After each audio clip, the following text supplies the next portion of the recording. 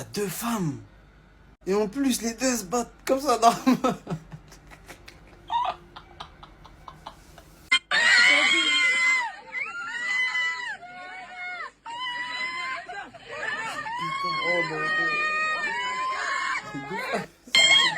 Il y a des nations africaines, ils ont moins de cannes que toi, t'as de femmes. Et pour moi, t'en mérites 4. Et légendaire.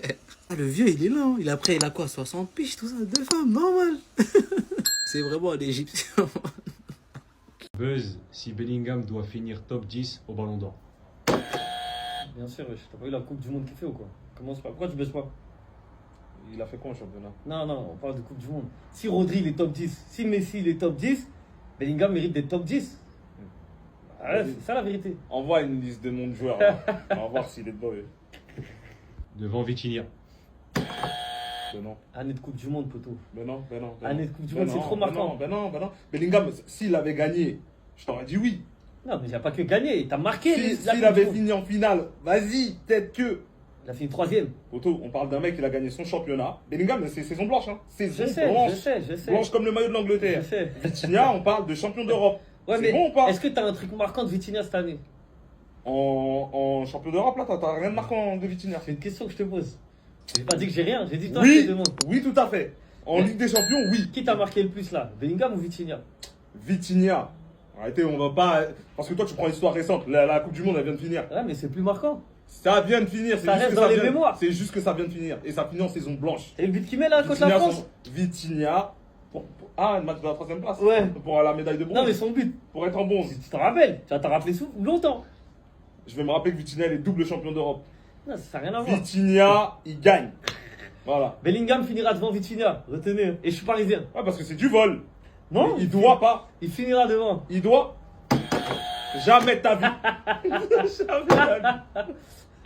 Est-ce que si Mbappé gagne pas le Ballon d'Or 2026, ce serait la plus grande fraude de l'histoire? Parce que là, on parle quand même de l'une des plus grandes saisons individuelles de l'histoire. Si on oublie que Kane a amené l'Angleterre jusqu'à la 3ème place, si on oublie que Chiamal, Rodri et Ruiz ont gagné la Coupe du Monde, Mbappé est Ballon d'Or. Même s'il a gagné aucun trophée collectif. Ce gars, sa saison a quand même gagné le soulier d'or de la Liga, le soulier d'or de la Ligue des Champions en étant éliminé en quart de finale. Le ratio match par but est exceptionnel. Puis le soulier d'or de la Coupe du Monde. Il a remporté aussi 2 fois le titre de joueur du mois de la Liga. Donc logiquement, il était sélectionné dans le 11 mondial. Mais aussi 2 titres de joueur de la Ligue des Champions de la semaine. Mais il a aussi reçu un prix qui est passé inaperçu, mais qui est pourtant hyper dur à avoir. Le trophée du joueur 5 étoiles par Marca. Il y a très peu de joueurs qui ont réussi à le gagner. Il a gagné pour le mois de janvier parce que je vous rappelle, il avait marqué 7 buts en 5 matchs ce mois-ci, en mettant un triplé face à Monaco. Donc après avoir gagné tous ses trophées individuels. Si par malheur il gagne le Ballon d'Or, même si c'est très probable parce qu'on sait que les trophées collectifs comptent plus que les trophées individuels, je pense qu'on pourrait assister à l'une des saisons individuelles les plus grandes de l'histoire du sport. On a trop banalisé ce qu'il a fait. Je vais remettre ma casquette de fan du FC Barcelone pour dire que ce classement c'est vraiment de la merde. Parce que oui, pour ceux qui seraient pas au courant, je suis un fan du FC Barcelone refoulé. Cristiano Ronaldo, meilleur joueur de l'histoire de la Liga, c'est quoi ces conneries encore? Si on regarde uniquement les accomplissements en Liga, je ne suis pas sûr que Cristiano Ronaldo soit dans le top 10. Pour info, la Liga a été créée en 1928, le championnat a presque 100 ans d'histoire. 100 ans d'histoire, le championnat n'a pas commencé dans les années 2010. J'ai demandé à ChatGPT de nous sortir la liste des joueurs qui ont le plus remporté le championnat espagnol et surprise, on peut voir que Lionel Messi est à la 2ème position.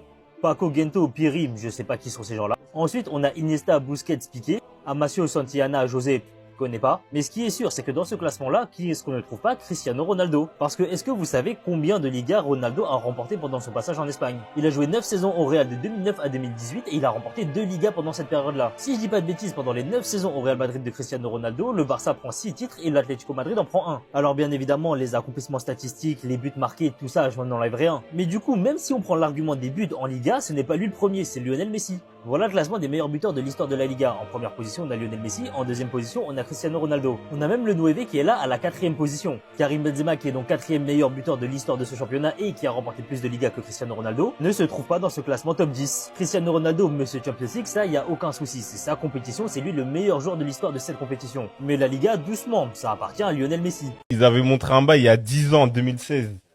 Tout ce qu'il y avait sur beIN Sport. Ah, à l'époque, bah ouais. Il y a Canal+, ils ont perdu la Ligue 1, donc tout peut arriver, hein, en vrai. C'est vrai.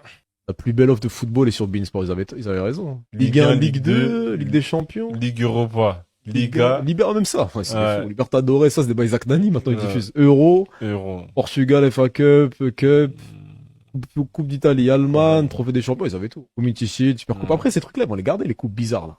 Parce que beIN Sport, faut savoir que c'était à perte au début. Quand ils lancent le truc, Ouais, ça ouais, répète, ouais, c'est vrai. ils ont trop investi. Et je sais même pas s'ils ont été dans le vert un jour. Pour 10 balles, t'avais tout quand c'est sorti. Ouais. Et donc, à un moment, ils ont même monté les prix et tout. Ils ont commencé à perdre des trucs. Donc, je sais pas s'ils ont fait de l'argent avec Bein, hein, les Qataris. C'est que Ouais, non, mais là, par exemple, Bein, c'est devenu comme Eurosport. Ouais, un truc comme ça. Eurosport 2007, 2008. Ouais, t'as fait des bails, T'as mais. quelques matchs. Ouais. Ou le début de l'équipe 21. Mais là, entre l'équipe et Mais tu sais qu'en Bein, vrai, tu sais que l'équipe, ils ont une meilleure offre. En plus, eux, ils font quoi? Ils mettent des par bails. rapport aux qualité-prix, ouais. Qualité-prix, ils mettent des bails en mode, t'as les accès, t'as les bails de Financial League, des bails Afrique, tout ça, Amérique, les bails de qualification, ou les amicaux. Et en plus, si tu veux, t'as un bail avec avec Ligue 1+. Tu sais qu'en vrai, c'est plus complet que Bein.